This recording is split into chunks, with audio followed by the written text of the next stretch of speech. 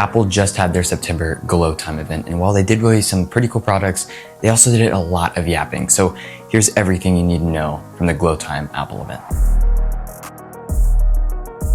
Tim started us off with the Apple Watch Series 10, which has the largest and most advanced display on any Apple Watch. I mean, the screen on this thing is even bigger than that on the Apple Watch Ultra. Their new display is a wide-angle OLED display, which basically is really bright and lets you view the watch at extreme angles, like if it was on your wrist and you wanted to see it from right here. It's also much thinner and lighter than previous Apple Watches and comes in a new optional titanium enclosure, which looks very nice. Some other features include fast charging that gets you from 0 to 80% in only 30 minutes, as well as speakers that you can actually play audio such as music or podcasts out of without pairing them to AirPods first. The Apple Watch Series 10 starts at $399 and is available on September 20th. For the Apple Watch Ultra, they didn't really introduce a new model, but rather upgraded the existing Apple Watch Ultra Series 2 to have a new finish, Satin Black, which I think looks really nice, and the trailer for it looked epic. Traditionally, an Apple Watch SE launches alongside those two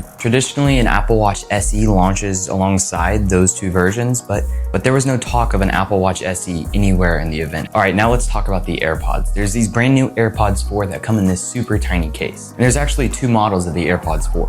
One of them starts at $129, and the other one has active noise cancellation, just like the AirPods Pros, but starts at $179. Both feature the best open-ear audio yet, and personalized spatial audio. They also said that they 3D scanned the inside of a bunch of people's ears to come up with this new design that apparently fits more people's ears than ever. There wasn't really a new version of the AirPod Pro 2s, but they did talk about a new feature which basically turns your AirPod Pros into hearing aids. After taking a hearing test using your iPhone and AirPods, then you'll get hearing aids in the form of AirPods personally tuned to you. Apple also finally revamped the AirPod Maxes, these huge metal headphones that now come in new colors and can charge with USB Type-C, which, don't get me wrong, is pretty cool, but they still start at $549, which that's a lot for some headphones that are pretty uncomfortable and have a sucky charging case. All right, now to the main part of the event, iPhone 16. Not gonna lie, the base model iPhone 16 was pretty much the star of the show. It came in 5 really nice looking colors: blue, teal, pink, white, and black. And these colors aren't muted like past versions of the iPhone.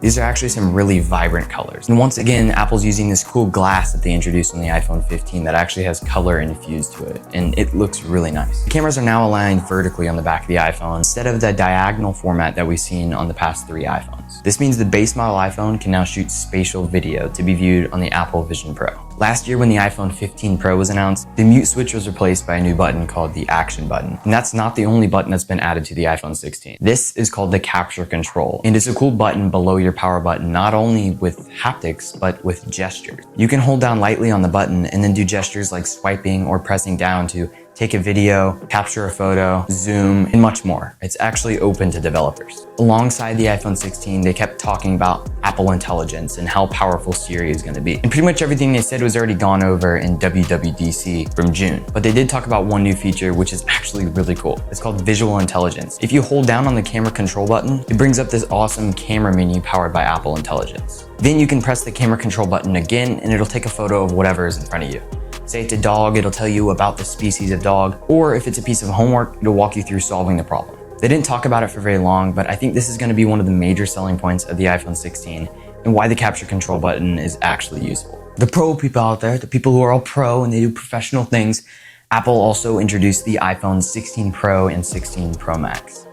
And according to Apple, they introduce a whole new level of professional capabilities. The main changes on the iPhone 16 Pro and Pro Max are a larger display with thinner borders, the thinnest borders on any iPhone. It actually does look pretty nice. And the new A18 Pro chip that unlocks more AI features and some advanced ray tracing for gaming.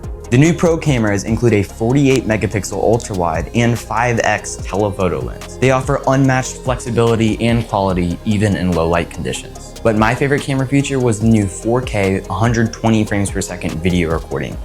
Basically, that means the slow-mo looks amazing. They shot this cool music video for The Weeknd on it, and it looked really nice. Probably the biggest camera upgrade we've had in a while, I'm not gonna lie. And that's a recap of the Glow Time Apple event.